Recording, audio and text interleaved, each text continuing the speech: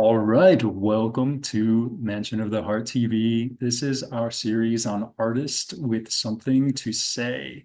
And I'm so excited about today's guest, a self-made musician. And I saw some stats from 2023, so these are old, but he's got over 500,000. Oh, well, as of 2023, he's got over 500,000 streams. 87,000 listeners, 22,000 hours, 152 countries. How does that even happen? I don't even know if I can name 152 countries. Uh, I can't. so this is incredible. And yeah, I'm sure there's so much more by now. We're in 2025 already. And personally, I'm an Apple Music person. So, there's at least double over there and wherever else the music is streaming. So, yeah, it has to be such an amazing feeling. And it's just no surprise that your music is getting out there because it's just so incredible. So, without further ado, everyone, this is Alex. Welcome, Alex. Thank you so much for having me. I'm very excited. We're so glad you're here. And I was thinking about one of my dear friends who always says that she loves sharing people she loves with other people she loves. It's kind of a riddle there, but I was thinking that I'm like, oh my gosh, it's so nice to share like people who I just really feel and people who have such profundity. And oh my gosh, the way that you said it to music is so crazy. I mean, songwriters are obviously known for telling their stories, and it either resonates with people or it doesn't, right? There's something out there for everyone pretty much. But the way that you've named things, so many specific things in your songs that are so specific to my own thought processes and my own feelings about things and things I've personally wrestled with. And it's just honestly mind blowing the way that you weave these concepts into such listenable melodies and, beautifully produced kind of pop feeling tracks. It's just so masterful. And I always wonder, how much the average person is taking in, or if it's just because of, kind of what I listen for that I'm picking up on all of these really kind of profound lines that you have. It seems in every single song. And so, yeah, I'm just excited to kind of ask you about more of these things. And I always feel like, um, yeah, the creative process is different for everyone. So that's where I'd love to start with you. But just kind of through a spiritual lens, I've noticed over the years that spirituality and creativity are so intertwined. And I'll notice that when artists are creating, they're just opening up channels to, something bigger than themselves. And even when I watch movies, I'm like, I've seen that in meditation. That's real or that's true, and it's just so cool to have this firsthand experience of how connected we all are and also how connected we are to that which is kind of beyond our 3D realm. So yeah, I definitely feel like you're channeling a lot of really powerful frequencies and just so much wisdom there, so much lived experience. It feels you definitely give off that old soul vibe. So yeah, I'm just super curious to know, like, what is it like for you when you're kind of getting inspired and going into the studio? And, I read that you basically just kind of make all of your music on your laptop. It's so mind blowing. So, yeah, please let us in on how that works and how you've come to be this kind of amazing artist that you are. Well, thank you. That's very kind of you. This is part of the reason why I tend to just encourage people, as hard as it can be, battling the inner critic, to actually just put whatever you're doing out there. And I had heard that advice, here and there around on podcasts from artists that I admired, etc., like over the years. And I finally started taking that advice. And that was like the best thing I could have ever done, because you don't know who else is out there who, that's going to strike a chord with. Like you really don't know until you put it out. And even if it's like a few people, you know, like the resonance of that, of someone being like, oh, I've had this thought before, but I've never actually been able to put it into these words. Like it's that is like the profound nature of, like you said, reaching beyond this 3D realm to where we're all from anyway. At least I believe, and sort of, you know, allowing that through.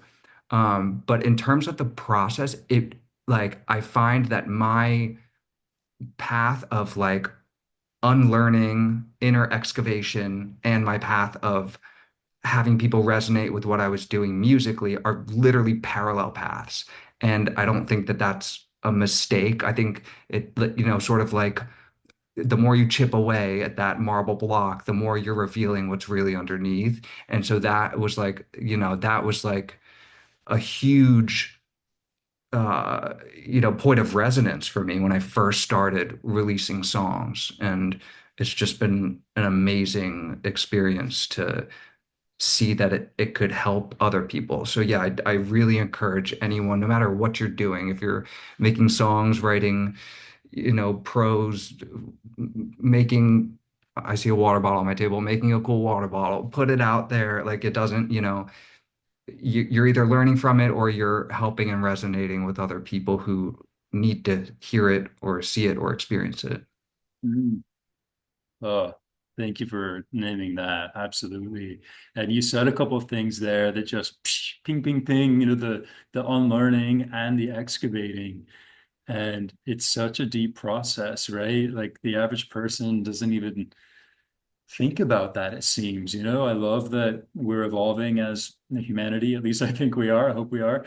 But still, yeah, that process feels a little specific. And I just love that you named that. The unlearning is such a huge part of then excavating the true self that's underneath, but also excavating whatever's not yours and what was projected onto you and normalized by the world and things like that. So yeah, I mean, was there any specific catalyst for you that kind of set you down that path?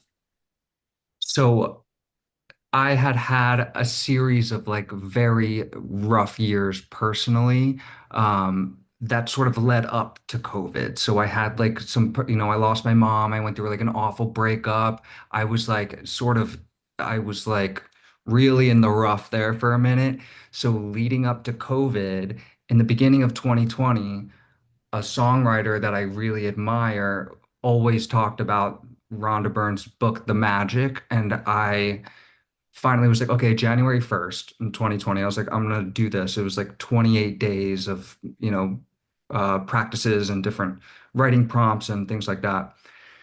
And I did that, and that opened my entire world up to something beyond and something deeper and something that I always could sort of sense was there, but like couldn't put words to it.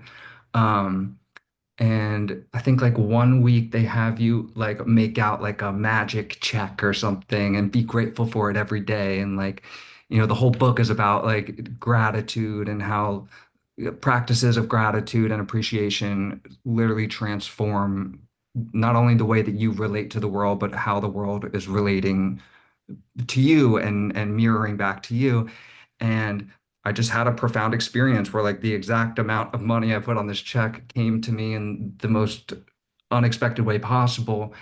And so I was like, it just blew me wide open. And then of course the world closes and you're inside with your own thoughts and sitting with what felt like this outdated identity that wasn't even mine. Like in so many ways, my life wasn't even working for me. Like I wasn't releasing music, even though I had moved to LA in 2015 to pursue that. And, I'd put out a couple things here and there, but I wasn't really like diving in. And, part of that is sort of, straying away from what I knew to be my own authenticity at the time, which is your ultimate superpower, is like, the universe speaks through you. And if you're aligned with your authenticity, you are doing what God, nature, spirit has intended.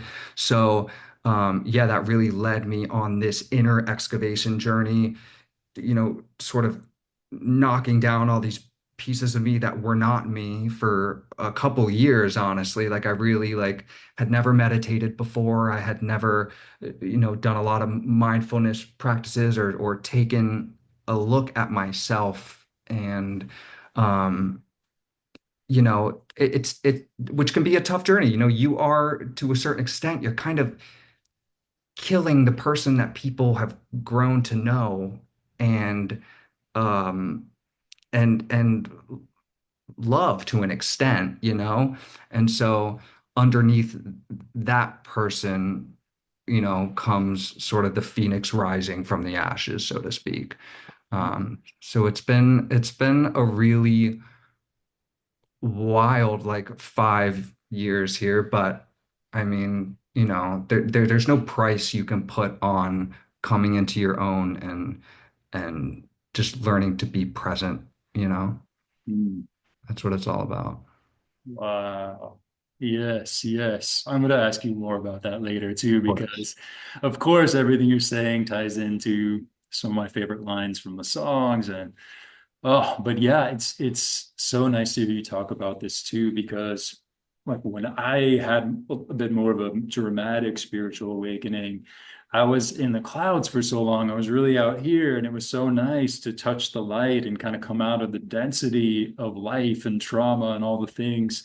But there was this really clear moment when my higher self gave me this very specific guidance to reclaim my humanity and to really go deeper into the shadow. And that excavation process was just as rewarding as touching the light, right? Like touching the shadow, maybe even more so, because you get to find those parts of yourself that you suppressed and denied and pushed away. And were led to believe were unwelcome or unlovable, and reclaiming all of that and bringing love and healing to those parts is like there's nothing like it, right? And oh my gosh. And so yeah, just coming back into, I was only listening to mantra music, for the longest time, and then coming back into music like yours, it just really speaks to this human experience in the most profound ways. It's been so, so rich. And yeah, so we kind of opened this up already. Can we talk about, actually, let's talk about the spine. What is it? Sore spine. Sore spine. Yes. I thought it Yes. was brand new because I hadn't heard that one yet, and somehow it I, popped up in my iTunes over the weekend, and I was like, first verse, boom, tears. I was like, what? He did it again. finds you when you need it.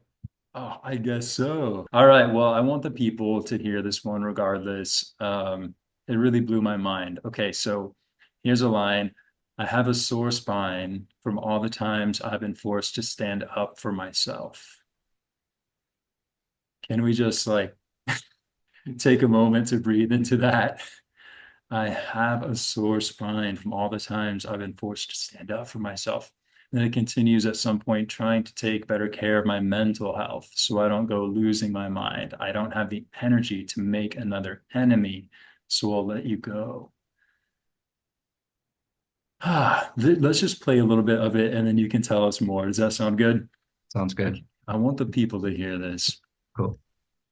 If I had a dime for every time someone told me to go to Al-Anon, I'd buy a plot of land and I'd start a farm, and I'd live off that money for life. I have a sore spine from all the times I've been forced to stand up for myself, trying to take better care of my mental health so I don't go losing my mind. What happens when sorry loses its meaning? Outside I'm silent, but inside I'm screaming. Not sure if you've noticed, but I'm growing hopeless, and I don't have the energy to make another enemy. So I'll let you go. I'll let you smile just for sure. Just for 'cause I took all I can take and now I won't bet on you to change, and if you ever do, I won't be waiting, but I will still love you. Oh my gosh. So, hello. Hello. And by the way, I mean, the falsetto, the production, the whole thing, it's just like, I mean, that is a little snapshot of your immense talent. So, yeah, tell us what was happening with this one. I mean, I feel like obviously where boundaries get blurry and we kind of lose ourselves and overgive often happens in those more romantic relationships, but in any relationships really, right? We can it's so easy to fawn, it's so easy to lose ourselves. And so I was hearing, yeah, layers of that in here, but please, yeah, tell us more about that one. Yeah, so that one is actually a song about a familial relationship and sort of recognizing in myself that I tried to demonstrate love like through self-sacrifice, as in, look at what I'm sacrificing for you. It must show that I love you. Look, whether that's ignoring the red flags, whether that's bending over backwards, um, and then letting it get to a point where you have to stand up for yourself and say no more.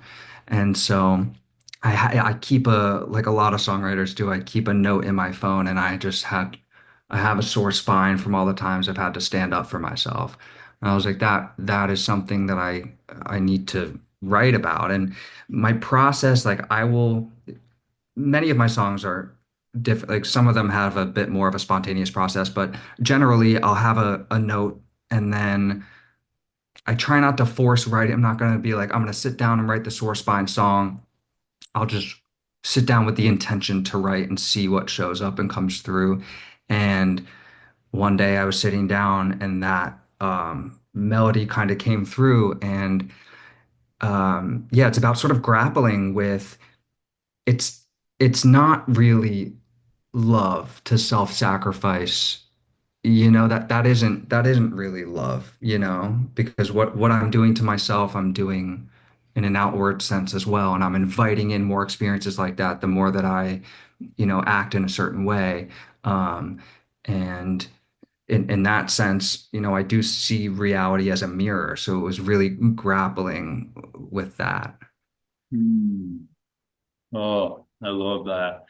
It's so amazing to see how people like yourself who have kind of claimed their artistry, claimed their authenticity, things like that, can speak with such depth to these concepts, sometimes better than people who are more, in that profession, sort of like myself. It's like the coolest thing for me because there can be this assumption that artists and other people aren't going as deep as people who are just in this lane of personal growth or spiritual growth or mindfulness or whatever.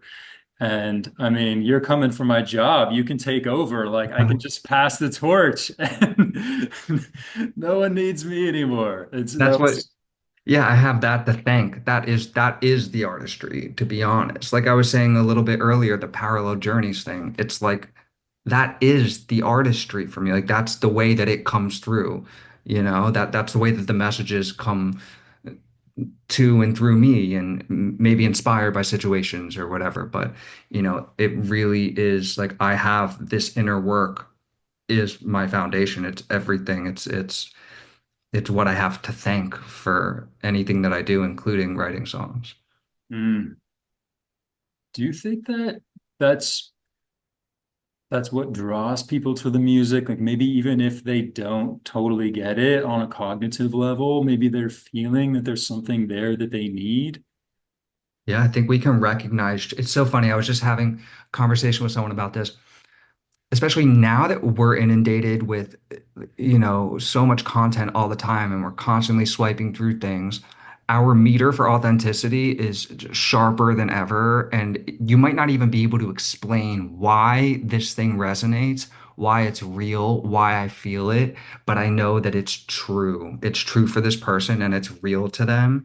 And people will extract their own meanings from things too. Like in certain songs I've written, people have written me messages and said, "Oh, I'm going through this certain situation in my life," and it's totally out of left field from where I was coming from. But the fact that, you know, truth will recognize truth, and that's what we're all after anyway, whether or not we're conscious of it. Mm, yes. Oh, love it. Love it. Okay, so let's bring out confrontations. This is a big one. Do it. This is a big one. So I would say some of my favorite lines would be the chorus, now my life is a series of confrontations between my traits and the ones I was faking on my search for who I was meant to be. How could I ever be respected if somebody else perceives me as weak? So when push came to shove, I lived in disgust under lock and key. I built a whole man I didn't understand, and people called him me. Push it down and play it safe. And it just goes on and on. It's just the whole song. It just holds space for that experience of kind of being indoctrinated into being performative, essentially, right? It's so normalized in this world to be performative all the time. And I think it takes a pretty significant level of self-awareness to even realize that you're performing first and foremost. And because it usually starts so young, like, oh, gotta be good, gotta act like this if I'm gonna get love or get what I want. And so it just becomes such a thing, right, that we carry into adulthood. So I imagine from what I was picking up on, this is basically inspired by your sexual identity or orientation, but then also it feels so applicable to this overall theme of um, having to perform and not really knowing who we are and how much courage it takes to actually confront that and unpack all of that. So, the message just feels so universal. But yeah, what what would you like to share with us about this one? Well, I guess I can start in a more general sense. A lot of times I've found that, I was speaking a little bit earlier about sort of, killing the person that people know. A lot of times people will say to you, I just want what's best for you. And my question in response is, do you want what's best for me, or do you want my behavior to reinforce your worldview? So, that was something I was grappling with a lot in this song, and the story is told through a lens of, sexual orientation, but it can be so much bigger than that. And I think, like, I've had a lot of people reach out to me about the construct of masculinity and how that sort of plays into, you know, how we've contorted that in the modern era to be something maybe it's totally not. And, um, that song, when I wrote it, I, I, I didn't even care. I was like, it was I didn't care if anyone listened really. Like I was like, this is just my truth. And like I almost didn't show anyone that song because I was like, this is too personal for me to share. Like it genuinely, the first verse says, I never liked baseball, but I always ended up on the team. I wasn't drawn to the girls in the Sports Illustrated magazine, and that is literally straight out of my childhood. And like I played on these baseball teams and hated it and was terrified and just wanted to like sing and like never allowed myself to really dive into that head first. And um, this is really just like a story to myself and like making sense of like, how did I even get here to this place where everyone thinks that I'm this person that I'm not, you know? Um, and yeah, just like the identity that comes up, like the personal identity that coincides with the sexual identity too, and how it's perceived societally. Like I was really playing with that as well in my head. And yeah, just almost didn't even share it. But I'm glad that I did because I've received just countless beautiful stories and messages from people who either like used the song, sent it to their family to come out, and like just those kinds of experiences. Like I said in the beginning, it's like you never know who is going to benefit from you speaking your authentic truth. Hmm. Yeah, absolutely.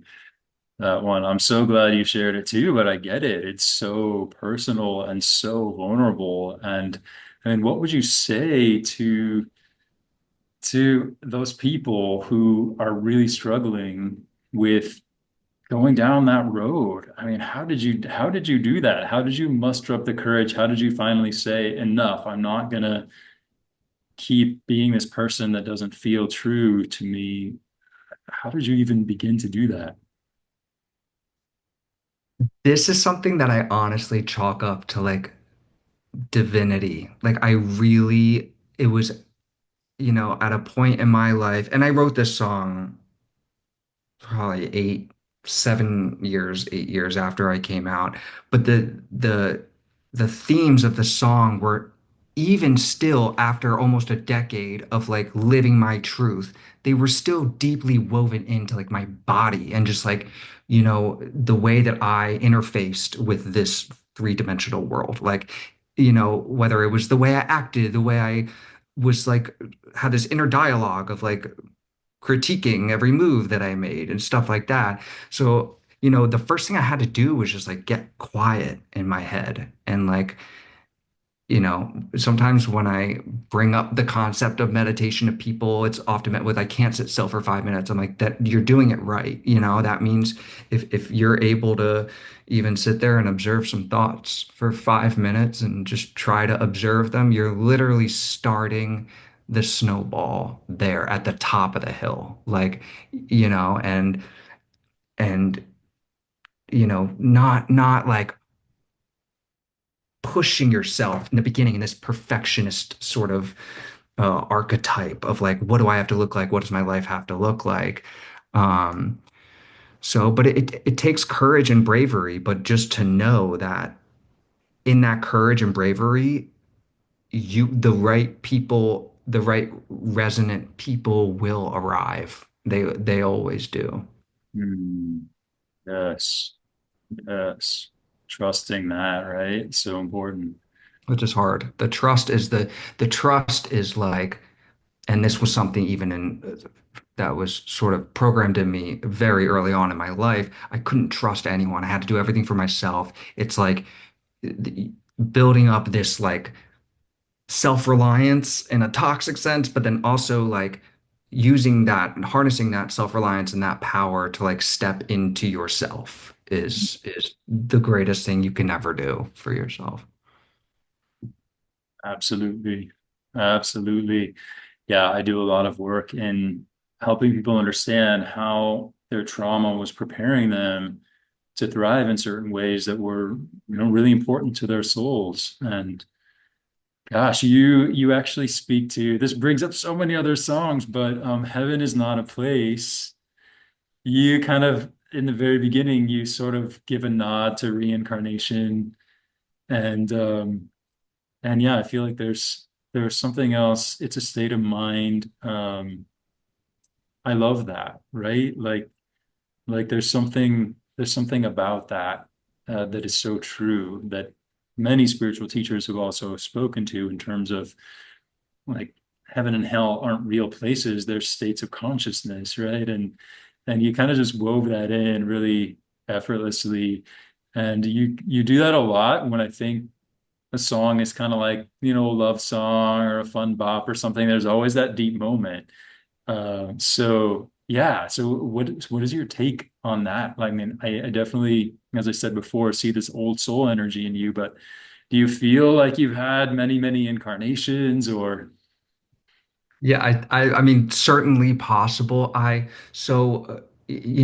I first got into the magic was like me that book, the magic was me dipping my like the tippy toe into the ocean, so to speak. And then from there, I started consuming like every bit of spiritual teaching, self-help realm sort of stuff I could get my hands on or my ears on. So, any video I could come across, with some just like brilliant teachers I'm sure we all know. And it came to me that a lot of this work is saying the same thing. Like we as humans in these bodies, we're like God in a monkey suit. We are like, but we know we've forgotten that though, and we know that something is off. And like whether it's I want love, I want money, I want success. It's all that same feeling of like oneness and wholeness because we know that something is off. We're trying to return to that, like that oneness, that wholeness, just the state of being, as it is. And that is something that I think probably Heaven's Not a Place speaks to. It's you could make this your personal hell. I've certainly done it for decades of my life. Some people, it's their whole life, and that's a learning experience in and of itself too. I was talking to someone recently about what comes after this. And I said, look, babe, we're all going to find out. Like, it's not going to be, it's not going to be this grand secret forever. Like, we're all going to find that out. And so I think like with everything you think you want, it's helpful to come back to the fact that we want it because it already exists and it is us. It's what we really are. We are that state of like oneness and wholeness. At least that's my understanding, which is just such an empowering thing because once you reach that state, you don't really want anything anymore. It's you kind of can choose, and that's true power. Oh, true power and freedom. Yes, freedom. Yes. Wow. You speak to this in mental picture too. So I love that you talk about presence as a lost art in that one, and just even, the polarization between past and future is where most people live, right? Instead of really being in the present. And you talk about that kind of like running from and then rushing to from the, Halloween decorations in the store when it's still 98 degrees outside or whatever. And I love that, but I also love that in that particular song, you kind of talk about like someone taking up space in your mind too. And I'd love to know more about that, like where that one came from and whatever else you want to share. Yeah, that was one of the last songs I wrote in LA. I moved home because my dad is very ill, and I wrote that song being like, I know that you're gonna fade, and um, eventually I'm gonna look back and know that you only live in my mind. You live in these memories, and being present is like I said, where all your power is, but it's something that is so seldom done. And, we have all of these inputs, these sensory inputs everywhere we turn. And some think it's by design, some have other thoughts, but, we are constantly poked and prodded into different places other than the present moment. And that song was really me saying, I, you know, I'm gonna try to be as present as possible because I know that like the way that this realm is set up is designed to push you out of the present moment in a sense, in a lot of senses. Um, so, that was something that um, I needed to hear like at the time. Mm. And that's really the story behind that one. Oh, wow. I love it. So powerful. So powerful. I think it was Dolores Cannon who said that all of the teachers are teaching themselves. They're always talking about what they themselves need to hear. And it makes a lot of sense because I think that when we're speaking from experience and things that matter to us, there's more impact, right? So yeah, that's incredible. And just also speaks to the therapeutic process of creating. Yes. Yeah. Yeah. And that's even where confrontations came from. was like, that's what I needed to hear. Telling the stories that you want to hear, making the things that you want to use. It's not just in, I mean, everything is could be perceived as art, but it's not just in you know, the artsy artist's art. It's what do you want to see in the world? And if you have the idea, like you said, if I watch a movie and I'm like, oh, I've seen this before, or I hear a song and I'm like, I literally have that in my notes. Like someone's grabbing onto that and they're putting it out there because they have they answered the call, right? And Yeah. so like what call can you answer? What call are you what's like where's the phone that's ringing now and who's on the other side and what are they saying? You know? Mm, yes. Oh, love it. Wow. So can we talk about generational drama? Yes. I love that you called it generational drama because I'm so used to hearing generational trauma. So that was a little more gentle, but Which is what it's about, what as you know. But yes, yes. yeah, yeah. Yeah. So you can't help but feel alone when you're the only one who's grown. What doesn't get healed gets passed down and put on my shoulders till I can work it out. Maybe I can learn from your mistakes.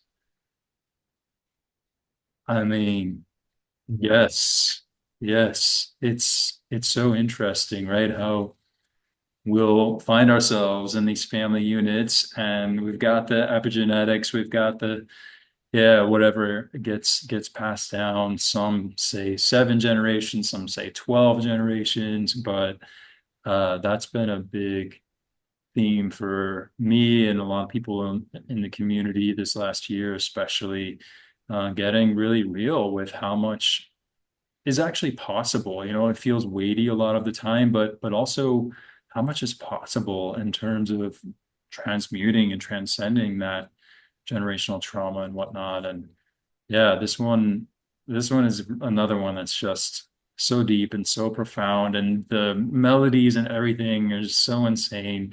So yeah, what do you want to tell us about this?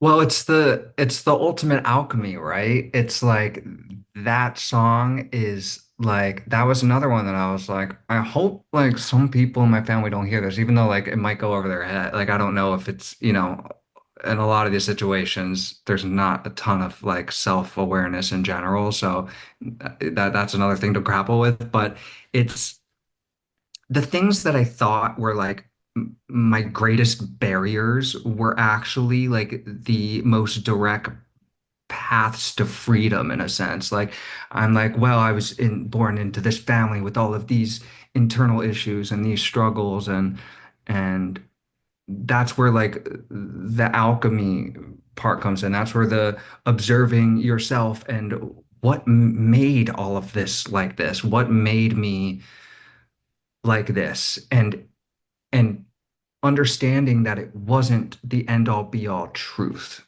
It's like truth is subjective a lot of the time, and knowing that your freedom is in like discovering your own truth, telling your story in any way that makes sense to you and that's accessible to you. Um, I found myself not wanting to come home. It's like, and a lot of people, I mean, so many people either can't, don't even have the privilege to go home, whatever that means. And sort of like redefining that sense of home as like I said, we all know something is off.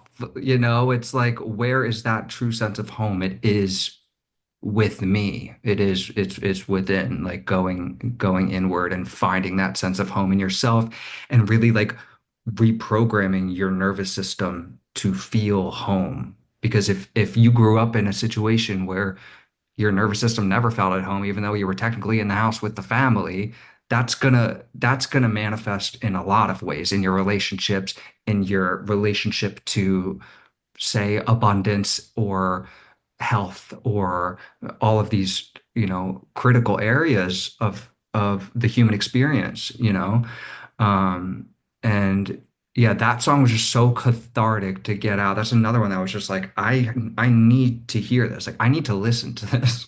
Like Hmm. making the song's one thing, but like I gotta actually listen to it too. So Yes. You see, yeah, you touched on so many things there, but I see a lot in spiritual community. People are like, I'm from the Pleiades, or I'm from here, I don't feel at home on Earth. And yeah, it's like, but we're here, like you're in this body. So if you don't want to suffer anymore with that feeling of being out of place, then find a way to integrate. As you said, find a way to feel at home in yourself. And home is wherever you are. That's the ultimate experience, I think. But yeah, can we play a little bit of this one for the yeah, people? let's do it. Let's do it. All right. Sometimes it takes going back to a place that's exactly the same to see how much you've changed. Sometimes I don't even wanna visit home. You can't help but feel alone if you're the only one who's grown.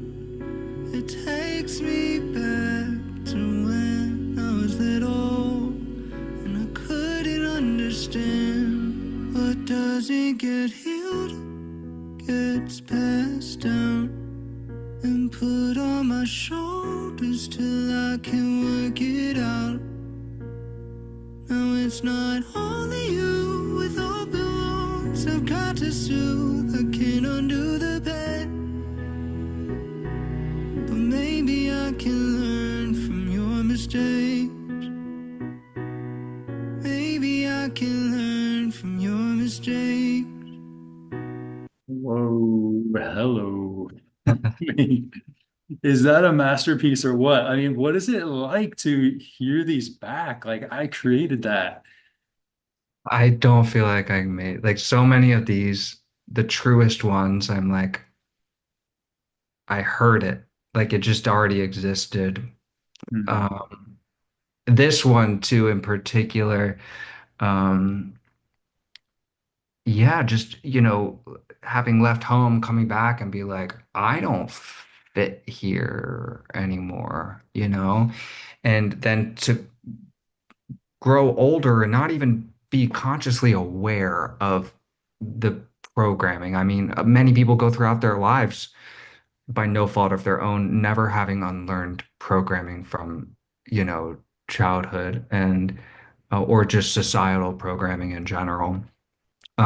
But taking those wounds and being like, for me personally, my mom's gone. There's nothing I can do to negotiate that pain now. I have a better relationship with her now than I ever had when she was alive. And it's because I worked at it. And like, because at the end of the day, it's my stuff now, And so whatever had happened, like, and forgiveness was never really on the table for me until the last few years, when I had that breakthrough realization, like, oh no, this is gonna live with me now. Like that's not up for negotiation. Like I won't live with that in my body because I saw other people in my family, outside my family, out in the world who did live with that and didn't even know it. And Mhm. I'm like, well, now I've been gifted with this gift of at least the little presence and the awareness that I have cultivated within me to recognize this and be like, this isn't mine. It was never mine to begin with, but I'm not going to perpetuate it. And because it's not who I am, it was never true, That programming was never true. It was never real, and sort of playing with that. So, and I think a lot of people, run into that in their experience. Mhm.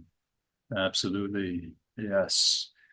That's where I find it helpful to jump into the meta view also, kind of away from the victim consciousness, which you talk about also in some of your songs, and into how is this meant to serve me in the grand play of things in this world stage and these roles that we play for each other. How is this meant to serve me? And that's where we can really take our power back and yeah, learn from the roles that these other people played in our lives. And yeah, we can wrestle with forgiveness and understanding and evolving the relationship we have. Yeah, right from inside of ourselves. It's Yeah. incredible. And if you do believe in a realm other than the 3D, which I imagine a lot of people who would listen to this do, the ultimate sacrifice of a soul is giving someone else that lesson while they're in their body. That's the ultimate, like, whatever treacherous path someone has walked and however that's manifested for them in ugly ways in their life and how that's then affected you. That is like the soul's ultimate sacrifice to be this like beacon of a lesson for someone that they might not have known at the time. And that's where like just like the interwoven like nature of all of us, really hits home for me. Mm, absolutely. I've heard that message in meditation a few times that sometimes the souls who love us the most will volunteer to be the villain in our story so that we can evolve in the ways that we're seeking to evolve. Yeah. Oh, my goodness.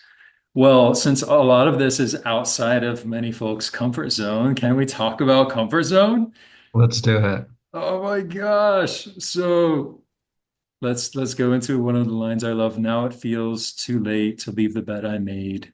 The chances I don't take stare me in the face. The walls are painted with potential I never show and dreams I can put on hold. Yeah. Mm. Yeah. Yeah, I mean, doesn't this is an anthem that every person in the world needs to hear because even what you were talking about before with the nervous system, if your nervous system is programmed for chaos, if it's programmed for instability, it's going to read stability and care as a foreign particle and reject it. Right. So the comfort zones are not always so comfortable and seldom healthy, but just being able to identify that and break through, like you're such a great example of, I mean, that's really where it's at. So I don't know what else you want to share about this one, but it's just so incredible. For this one, I said to myself, it was actually, this is maybe the fourth or fifth song that I had released since I decided I'm not gonna wait for someone else to produce my music. I'm not gonna wait for someone else to mix it. I'm like, I can do this. I'm just gonna put it all together and do it myself.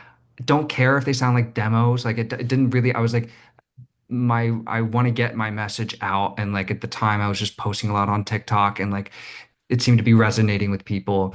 So, but there was still that like fear in me that was like just dissonant. And I had this realization of like, oh, I've stayed in my comfort zone for so long because I've been hurt. I've been scared of getting hurt. The last line of the song says, but I can't get hurt if I'm alone. It's hard to leave your comfort zone.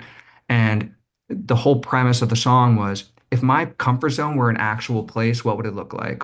Like the walls are painted, in a certain way, so Mm, sort of going around the room and being like, it's small, but it's all I know. I've spent years here waiting for the strength to get up and go, and being like, where's the strength to get up and go? Like, and finding that and really reaching deep. And I learned that the only way of finding that strength is to practice. And like, I at that point I developed like a yoga practice, a meditation practice, a mindfulness practice. I'm like, all of these things are called practices for a reason. I'm in a constant state of practice in every area of my life because it's never going to be done, and to be okay with that and to be present and be like, everything's a practice. And to practice leaving your comfort zone is another superpower. So wow, the practice of leaving your comfort zone, that in and of itself is a great affirmation, but then it's a superpower. Yes. mhm. Yes, the practice of leaving your comfort zone. Yes. Yeah, yeah. It's Oh, the practice of, even just for me in a practical sense, the practice of releasing songs. hmm. It's like yeah, it's a practice to write and it's a practice to sing, it's a practice to produce and mix, but it's a practice to release your things and surrender to whatever the result's going to be and putting it out there, no matter what you're doing. If you're putting yourself out there romantically, in a friendship, in a career move, taking a trip somewhere you don't know, putting yourself out there to, you know, to and surrendering to the result is a practice. Like I was not good at letting go of the results when I released Confrontations, you know, and then as the months and years went by, you know, you get more comfortable in that discomfort and in that uncertainty and not knowing. And I think people need to hear that because it's like you're like, oh, look at this person doing this. Like they're so dope. Like how are they able to do that and I'm not? It's like, dude, they're scared too a lot of the time. Like if something's important to you, you know, it can be a precious thing. But again, it's the reps, it's the practice, it's the I don't care if I post a video with this song and like it doesn't resonate with as many people as I thought it would. Like it's not up to me at that point. It's you're in the practice. Mm, you're in the practice. Let's highlight that as a takeaway. I love it. Love it. And speaking of, there's another one, In Love with Strangers, which I'm kind of like, yeah, I'm a Sagittarius. I'm in love with the world. I was like, oh, this bop is really fun. I love this. And then boom, there's this other line, as you always do. You always strike. I just keep falling in love with people I will never know because it's easier to let them go when they're strangers. So you touched on that a second ago, and it repeats here too. So I feel like you're really naming that piece of like self-protection and leaving the comfort zone. That's part of it, right? Is letting down self-protection, putting yourself out there. And yeah, that I mean, I just loved that you incorporated that line into that song. It felt like you were owning that part of yourself and taking a deeper look at why is this that I'm doing it again. I'm doing it again. I'm falling in love with strangers. I'm creating these stories in my head. And it seems like you answered that question for yourself. Yeah, how was that to kind of create? Yeah, it's like becoming aware that you're aware, right? It's like becoming aware that I'm aware that this is a repetitive sort of like an avenue that's dug out already, you know? And those sort of like neural connections, those are the things that like if your brain's firing and wiring in certain ways, it's going to keep doing that until you're able to calm your nervous system and retrain it, right? So it's like it's easier to let someone go if they're a stranger because I'm, you know, but I can get attached to them still, but I know that they're a stranger, so it'll be fine because it's safe, you know. A la, I can't get hurt if I'm alone in my comfort zone.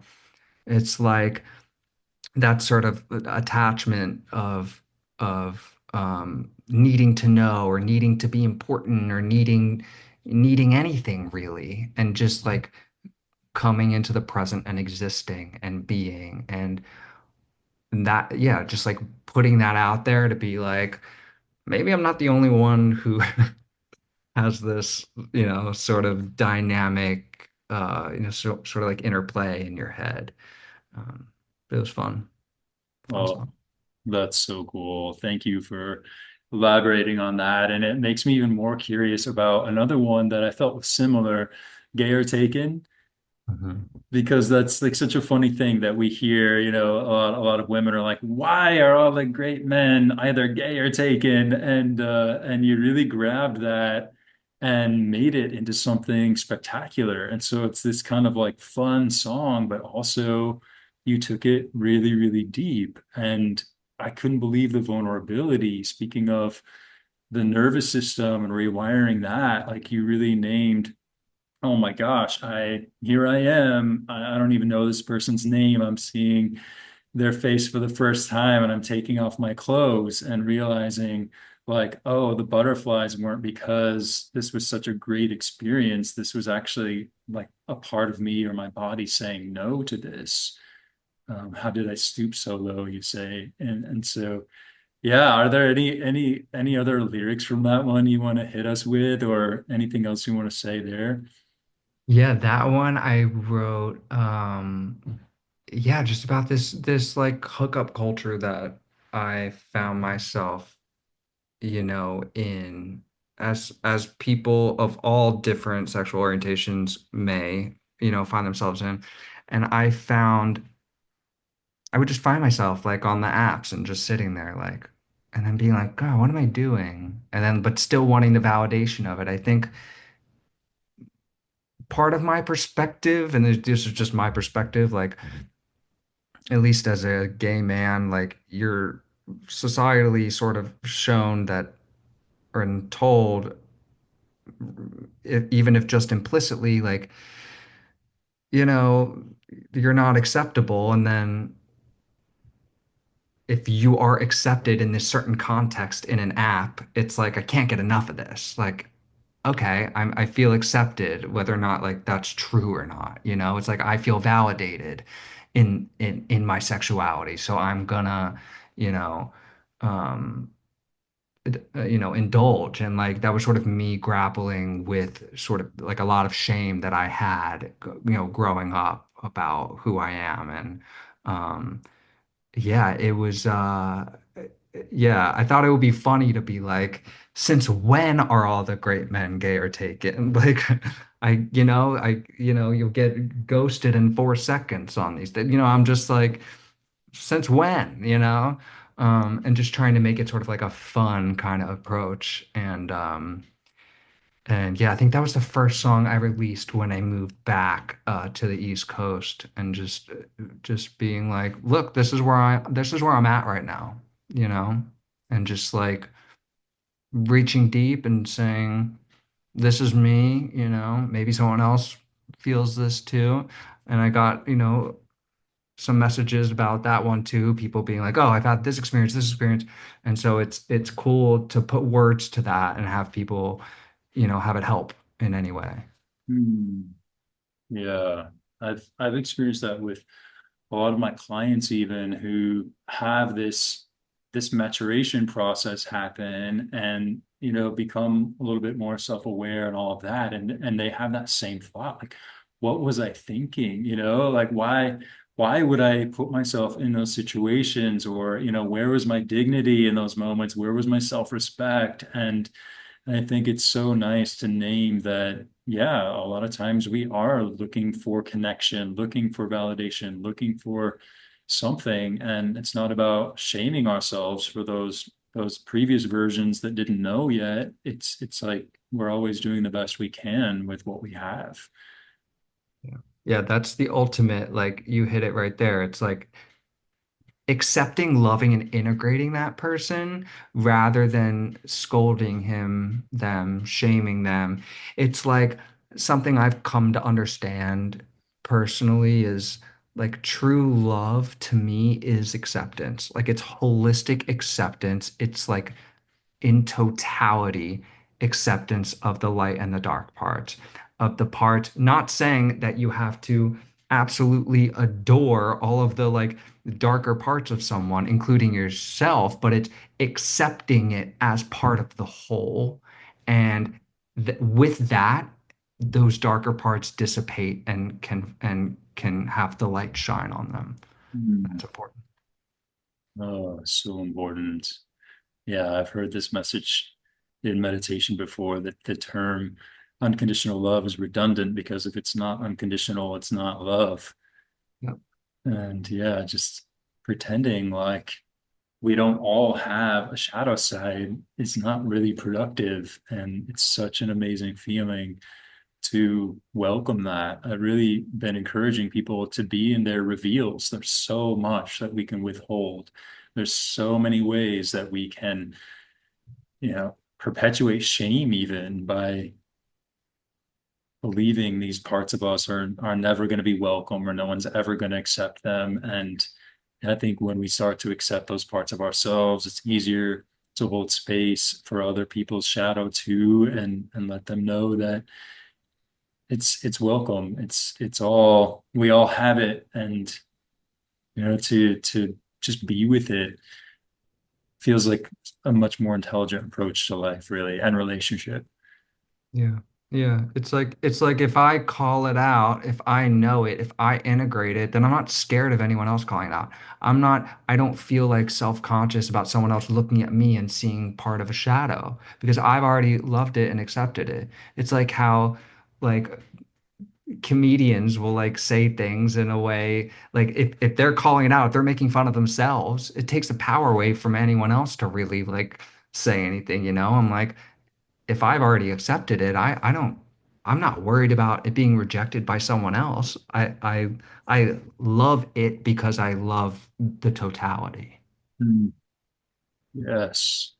And I would say the parts of us that are easy to love, the parts of ourselves that we like, aren't the parts that need our love and attention, right? They're already thriving, they're already doing okay. It's the parts that don't feel our love, that don't feel accepted, that really need it. So yeah, it's just again that rich, rewarding process of getting in there and giving that love to those parts. So one of the deepest songs, in my opinion, is "I Loved a Boy." And I think you had a play on words there because I expected it to be maybe about some relationship, outside of yourself, and then you hit us at the end with that line that it was you. And Mhm. so I hope that that wasn't too much of a clunky explanation of it. I'll give it over to you to take us through that one. No, it was, you actually hit it well. I mean, yeah, and that was really like, I had been on this inner work sort of path for a couple years, and like this is sort of me coming home to myself and being like, I knew this person who was like drenched in self-sabotage and just wanted to hide and like, you know, had this shadow, and like he was me. Like it's, and so I wanted, that's because I was like, it would be cool to approach this as if I'm talking about someone else, and then at the end for me to say, I loved a boy who'd have thought he'd grow up to be me, because that's all we are. Like a lot of those shadow behaviors that are still on the surface for many people, it is like a child who wants to be loved, like, and who's searching for that like validation and acceptance, maybe in some wrong places, you know? And so this was like really just an aerial view of that entire path for me to sort of come home and say, I love this person and I accept this person. And it's, another one of those. I'm like, I need to hear this. Hmm. He needs to hear it. The boy needs to hear it too. Yes. Oh, I always resonated with this quote that life is a series of relationships. And I really believe that we're relational beings and we learn so much through relationships, mirroring and all of that. And yet there is such a huge amount of the work that's done internally. And there's just something really profound about even reparenting yourself and giving yourself those things that you didn't get. That's sometimes more rewarding than having someone else give it to you, right? Sometimes those vulnerable parts are really looking at you to love and accept them, because if you're still disgusted by them, how are they ever going to believe that anyone else is going to love them? Yeah. Yeah. I mean, that's the whole game, right? I mean, that's what I believe we're all here to do, to wake up in the dream, so to speak. I've been using that one a lot. The Maya, even my spirit guides have been saying, just wake up from the dream of suffering. It's possible you can wake up from the dream of suffering. Um, yeah. So I'd love to ask you then about I love my own company, because it feels kind of like the outcome of doing all this work and the evolution, and wow, to then be able to say, hey, you're not competing with anybody else but me because I love my own company. I mean, that's such a flex in terms of like coming into your own. Yeah. Yeah. It's you have to make my me time better. Like, you know what I mean? Like at this point, I'm like, I've been flying solo for quite a while, and I'm just like, I've met lovely people, but at the end of the day, you have to make my me time better in order for this to be worth it. And I think that also is like an energetic thing. You know, I think a lot on my path since 2020 has been about I consumed all this knowledge from all these wonderful teachers and read all these books from all these wonderful teachers. It's one thing to logically understand something, but it's another thing to emotionally embrace it. You can't like the logic part is only part of the equation. Like to actually, and that goes along with like the nervous system work as well. It's like coming into the feeling is everything, right? It's like marrying that the logic and the emotion. That's where like true presence and where the gift really lies, and that's your magnetism at the end of the day. So really coming into that emotional agreement and understanding of I'm happy doing me, and if someone else fits into that, that's incredible. But only if, only if it's an elevation, right? And compromise certainly is a factor in relationships, but um, at the end of the day, it's about elevation, you know. I love it. I've seen a lot of studies, old texts from yogic philosophy making predictions about the Aquarian age, but also newer psychology studies, just really affirming exactly what you're talking about, that during this time, as people continue waking up, there's not going to be as many marriages. There's not going to be this feeling of I can't be whole without someone else. There's so much more autonomy and sovereignty that we're claiming in this time. And it's really, really empowering. And it feels like those relationships can be so much more healthy when both people are bringing their whole selves, not looking to each other to, complete each other and things like that. So yeah, I love everything that you named in that one. Yeah, you only have to like go through the asking someone else to be things that you wish you could be for yourself for so long until you sort of hit that wall of wait, this doesn't even work, you know? Yeah. So, and that, definition of insanity, same thing over and over again, asking for different results. It's, you know, but to unlearn that is a journey. Like all of this stuff that we've been talking about, it's like this is the hardest work. Most people never do this in their lives. It's the hardest work you could possibly do. Like, and so I certainly commend anyone who's doing it, but I don't blame anyone who's not whatsoever. Yeah.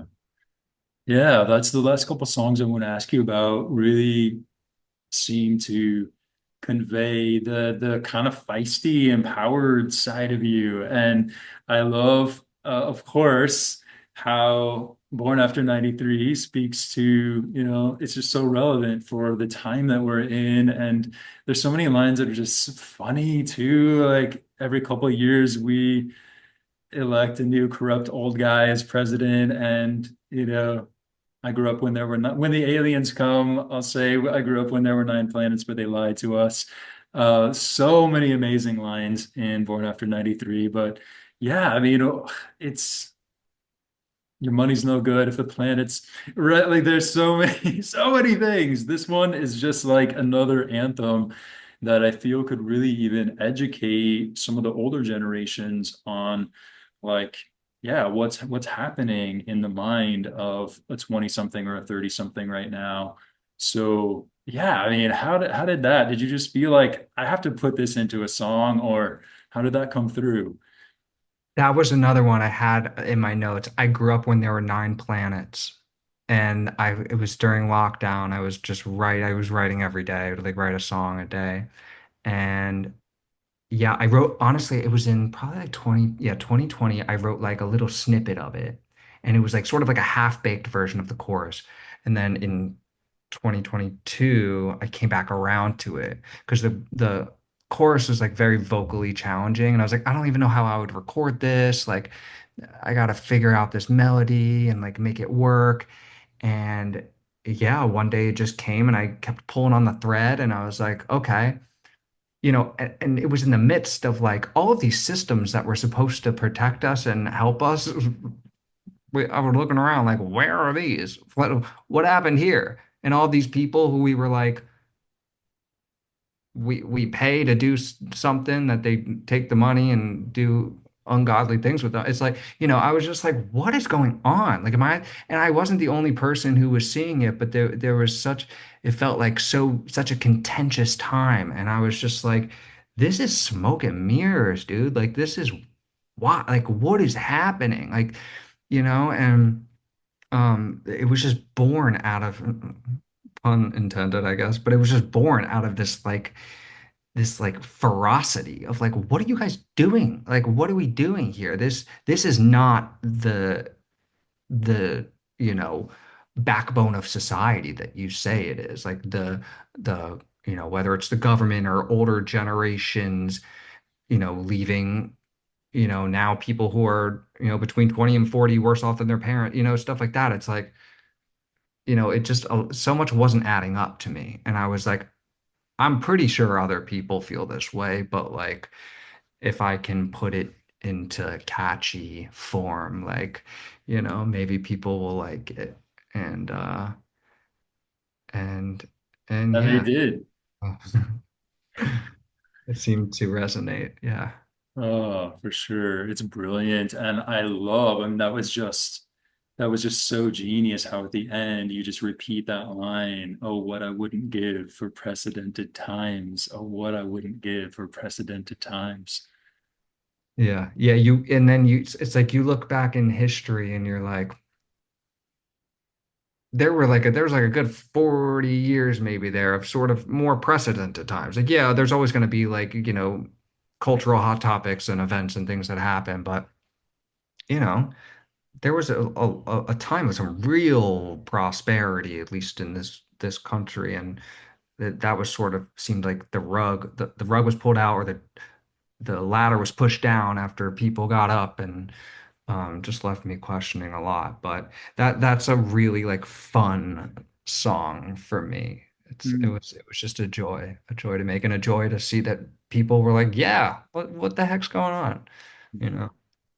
Oh, it's brilliant. And I mean, I would love to ask you how you personally navigate that. I think you've shared a lot with us just in terms of these practices, practicing being outside your comfort zone, practicing quiet and stillness and self-awareness and mindfulness and yoga and meditation and all the personal growth books and teachers and all of that. But the last song that ties into this that I really want to ask you about is Life is tough. It's another epic anthem.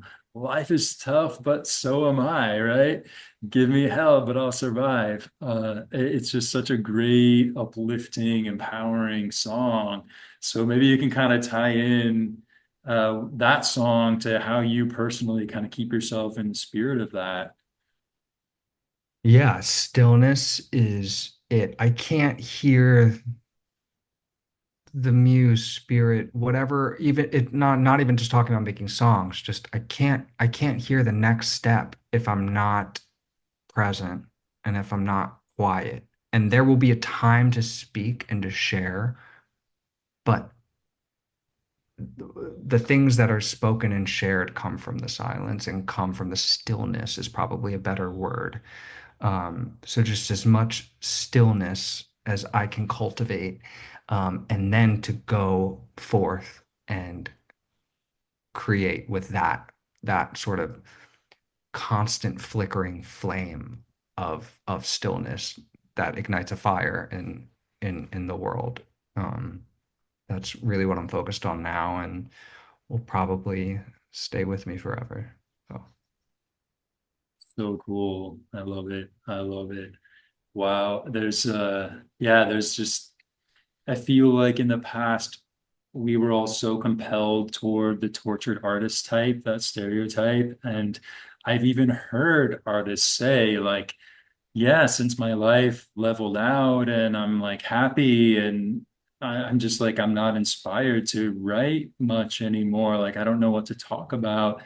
And I never really understood that. Like I can understand that to a degree, but I feel like you're such a great example of someone who's integrated enough and whose journey has been rich and dynamic enough that you still have so much to pull from, even if it's from your past or like where we're going or naming what's happening in the present, like born after 93, like there's just so much that you continue to speak to, it seems, along your journey. So I kind of like that it feels like that's breaking down, that you don't have to be a tortured artist to keep creating or to find inspiration.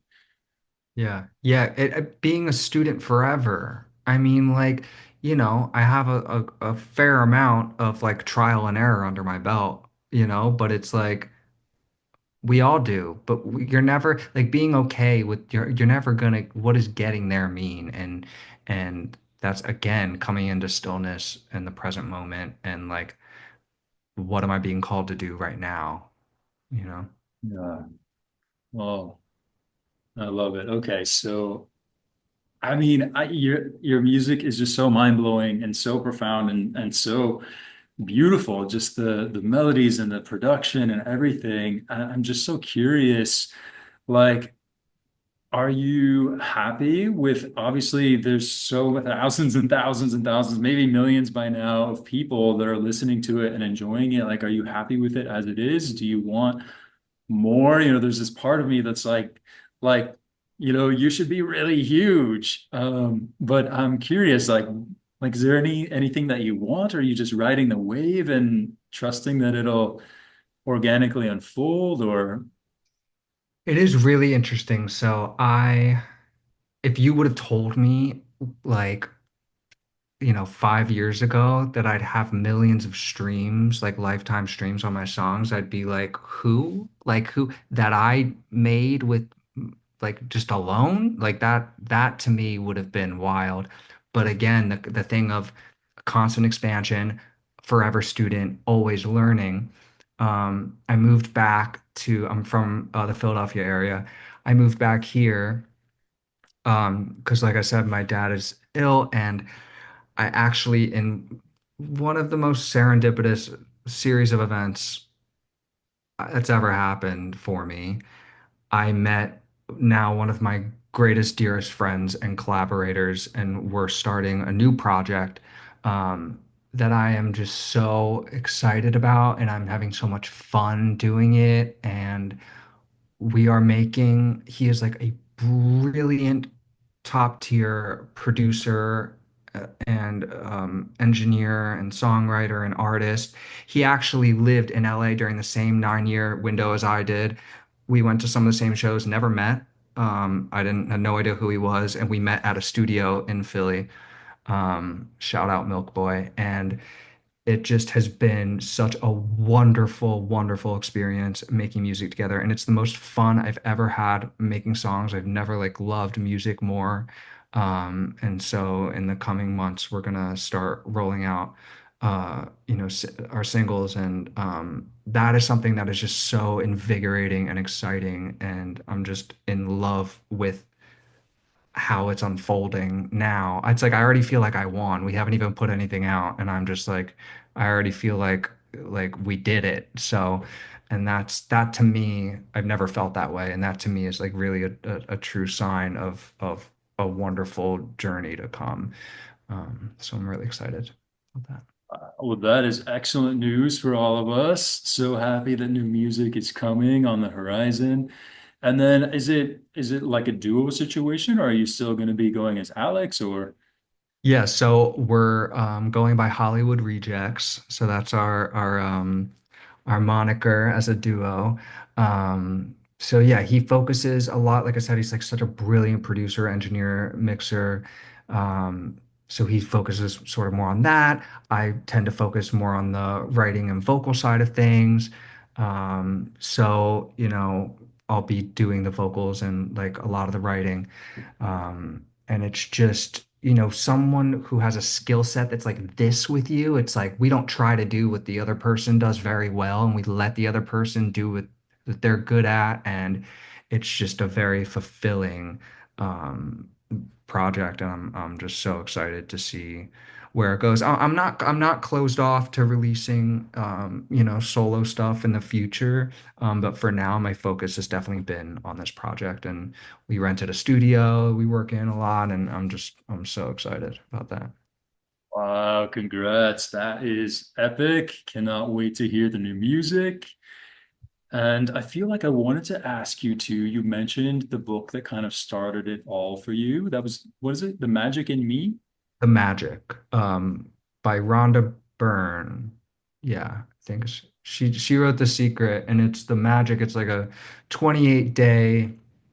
I think each day you read a chapter, and at the end of the chapter, you do certain exercises. Every morning when you wake up, you write 10 things you're grateful for and really feel into them. And like that was my first exposure to like anything even associated with this space at all.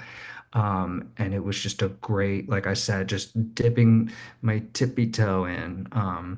And definitely pulled me into the ocean, that's for sure. So So cool. Well, thank you so much for that. Thank you for sharing so vulnerably and honestly. And yeah, we're just looking forward to all of the new music, everything that's next for you. We'll stay tuned. yes. Amazing. Thanks for being here. Appreciate you. Thank you so much. This has been wonderful.